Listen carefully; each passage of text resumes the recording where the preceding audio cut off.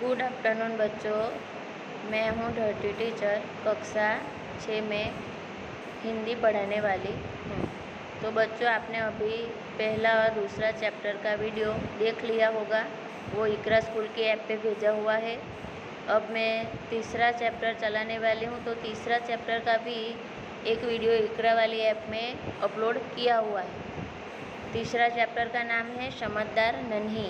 तो बच्चों, इस कहानी में एक बिच्छू और बतख की कहानी है। वो नन्ही बतख है, बतख का वो छोटा सा बच्चा, तो वो बिच्छू को बार बार बचाता है और वो उसके बदले में उसे बार बार डंक देता रहता है। तो यहाँ इस बतख और बिच्छू का उदाहरण देके लेखक ने समाज की ओर दृष्टि डाली है कि इस समाज में भी कितने लोग ऐसे होते हैं जो किसी का अच्छा काम करो फिर भी डंक देता है, किसी का बुरा काम करो फिर भी डंक देता है। लेकिन जो आदमी अच्छा है उसे अपनी अच्छाई छोड़नी नहीं चाहिए। तो वो समझदार नन्ही का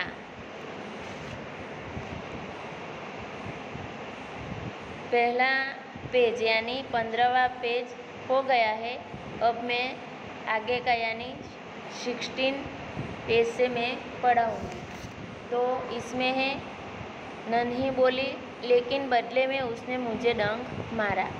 तो एक दिन वो बिच्छू दलदल यानी गीली ज़मीन जिसमें खड़े होने पर पाँव अंदर धंसा चला जाता है, तो ऐसी गीली ज़मीन में वो खड़ा था, वो अंदर जा रहा था। तो वो नन्ही सी बतख ने उसे बाहर निकाला।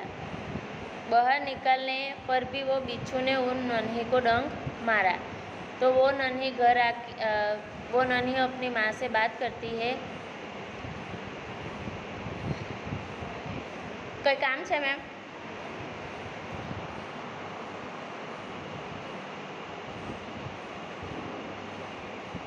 वो नन्ही अपनी माँ से बात करती है कि माँ, मैंने आज भी वो बिच्छू को बचाया, फिर भी उसने बदले में मुझे डंक मारा।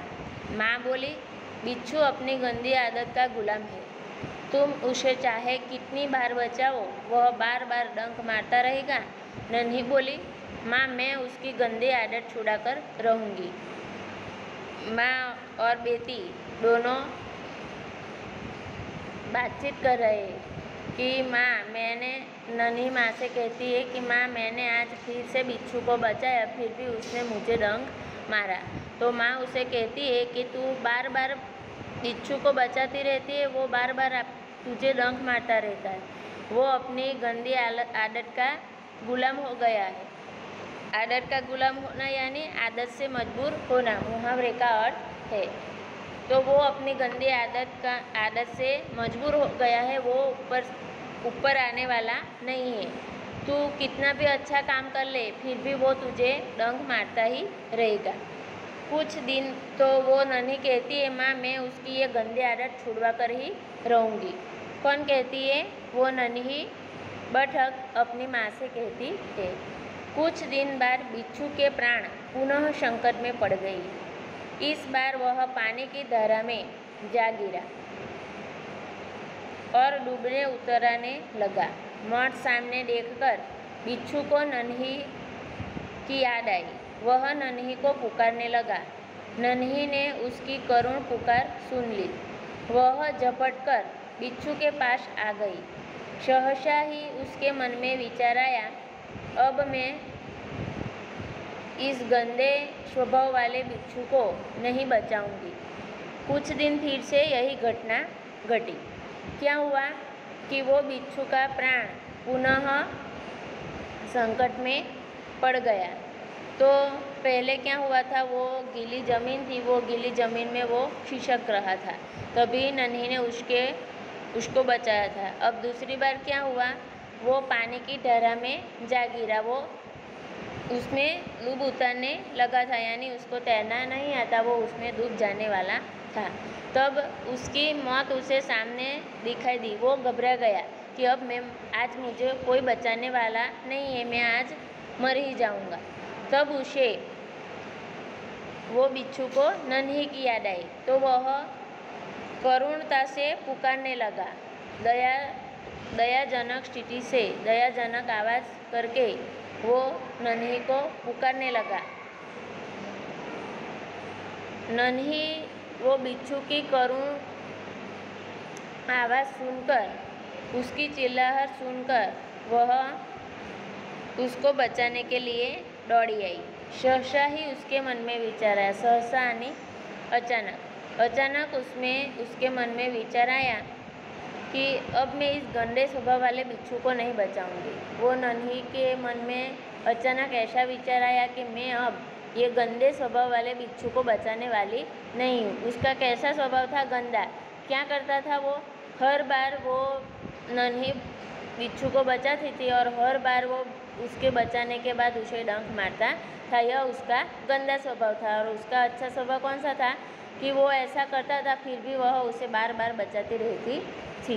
तो उसे अचानक उसके मन में विचार आया कि मैं आज उसे बचाने वाली नहीं हूँ। बिच्छू गिड़गिड़ाने लगा, बहन मुझ पर दया करो। नन्ही का मन डोल गया।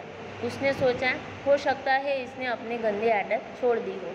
बिच्छू गिड़गिड़ाने लगा, यानी उसको आजीजी करने लगा, बहन मुझे बचा लो। तो उससे उसका नन्ही का मन डोल गया। मन डोलना यानी विचार बदलना। मुहावरे का अर्थ है मन डोलना, तो उसका मतलब होता है विचार बदलना। वो गिड़गिड़ाया तो उसका विचार बदल गया। उसने सोचा कि हो सकता है मैंने उसे अगली बार समझाया था तो शायद वो उसका स्वभाव बदल दिया होगा, या उसके वो जो डंक मारने की आदत थी वो छोड़ दी होगी। नन्ही ने बिच्छू को दोबारा जीवन दान दिया। बिच्छू अपने स्वभाव के अनुसार उसे डंक मारने के लिए आगे बढ़ा। नन्ही उसका इरादा समझ गई। वह मुस्कुराकर बोली, बिच्छू भाई ठिठक क्यों गई? डंक मारो। हर बार की तरह इस तरह भी बिच्छू ने ऐसा ही किया।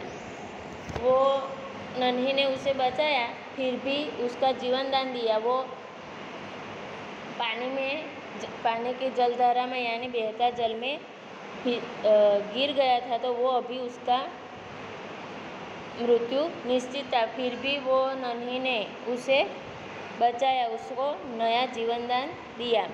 फिर भी बिच्छू अपने खराब गंदे स्वभाव गंदी आदत से मजबूर होकर वह उसे डंक मारने के लिए आगे बढ़ा। तो वो नन्ही समझ गई कि वो अभी भी उसने अपनी गंदी आदत छोड़ी नहीं। वो मुस्कुराकर बोली, बिच्छू ठिठक क्यों गया? डंक मारो। ठिठक जाना यानी लज्जित हो जाना। तो वो बोली कि ठिठक क्यों गया, लज्जित क्यों हो गया? आगे आओ और डंक मारो। बिच्छू स्वयं से पानी पानी हो गया। वह खिसियाकर बोला, बहन एक बात बताओ, मैंने सदा तुम्हारे साथ विश्वासघात किया, फिर भी तुमने मेरे साथ भलाई ही की, ऐसा क्यों? बिच्छू स्वयं से पानी पानी हो गया। स्वयं से पानी पानी होना मुहावरे का अर्थ है, यानी बहुत लज्जित होना। तो वो बहुत लज्जित होकर खिसियाकर बोला। खिसियाकर बोला यानी शब्द का अर्थ क्या होता है? लज्जित होना, शर्मिंदा होना। तो वह शर्मिंदा होकर, बहुत लज्जित होकर, शर्मिंदा होकर बोला, बहन तू मुझे एक बात बता कि मैं सदा तुम्हारे साथ विश्वासघात करता हूँ, फिर भी तू मुझे बार बार बचाती क्यों है? तू मेरे साथ भलाई क्यों करती है? नन्ही बोली, भलाई करना मेरा स्वभाव है। मैं तुमसे बदला लेने के लिए अपनी अच्छी आदत क्यों छोड़ दूँ? मेरा काम बचाना है। मैं मुसीबत में पड़े को बार बार बचाती रहूँगी। तुम्हारा काम डंक मारना है, तुम मारते रहो, देखती हूँ कौन जीतता है। जब बिच्छू ने नन्ही से कहा कि मैं बार बार तू मुझे बचाती है, फिर भी मैं बार बार मैं तुझे डंक मारता हूँ, तो ऐसा क्यों?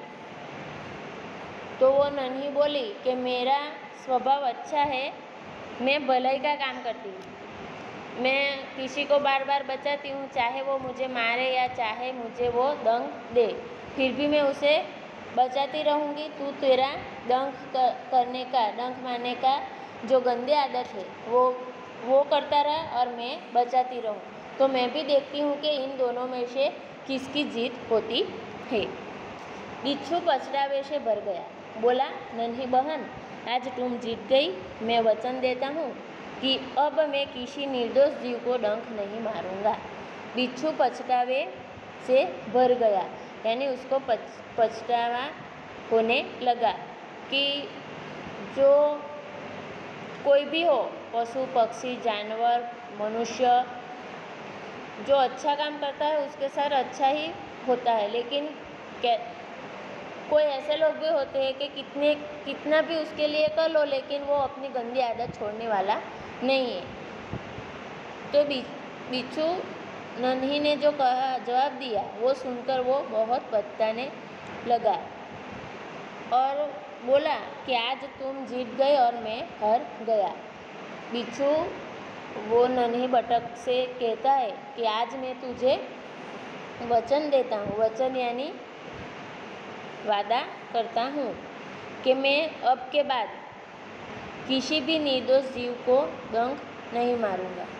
नन्ही खुश होकर नदी में चल दी। माँ ने आज फिर पूछा, बेटी कहाँ देर कर दी? नन्ही ने पूरी घटना बता दी। माँ प्यार से बोली, प्यारी समझदार नन्ही, भले लोग अपनी बार बार की भलाई से इसी तरह बुरे लोगों को भला बनने की राह दिखाते हैं। नन्ही प्रसन्न होकर थिरकने लगी। नन्ही खुश होकर नदी में चल दी, यानी वो बिच्छू ने उसे वचन दिया, वादा किया कि अगली बार मैं कभी भी किसी को डंक नहीं मारूंगा। तब वो नन्ही खुश हो गई कि चाहे मैंने इतना प्रयत्न किया फिर भी मेरी कोशिश सफल रही। तो वो खुश होकर नदी में अपनी माँ के पास चल गई। आज फिर से उसकी माँ ने उसे पूछा कि नन्ही इतनी देर क्यों लगा दी? तब वो नन्ही ने बिच्छू और नन्ही के बीच जो घटना घटी थी वो पूरी घटना उसकी माँ को सुनाई। तब माँ प्यार से बोली, प्यारी समझदार नन्ही। पूरी घटना सुनने के बाद उसकी माँ ने प्यार से कहा, प्यारी समझदार नन्ही, भले लोग अपनी बार बार की भलाई से इसी तरह, भले लोग यानी अच्छे स्वभाव वाले लोग अपनी बार बार की भलाई, अपना बार बार वो जो अच्छा काम करने की आदत होती है वो अच्छे काम करने से वो जो बुरे लोग हैं उसे सुधरने का, उसे अच्छी राह दिखाने का एक मौका देती है और वो कोशिश कभी निष्फल नहीं जाती, वो एक न एक दिन तो सफल होता ही है। नन्ही प्रसन्न होकर थिरकने लगना यानी खुशी से नाचने लगना। वो क्यों खुशी से नाचने लगी कि एक और तो वो बिच्छू सुधर गया, वो उसकी डंक मारने वाली गंदी आदत छोड़ दी और दूसरी तरफ उसकी माँ ने उसकी प्रशंसा की। इस पाठ के लेखक हैं शंकर सुल्तानपुरी। बच्चों अब मैं आगे उसके शब्दार्थ और मुहावरे का अर्थ और लेसन की PDF भेज दूँगी। थैंक यू बच्चों।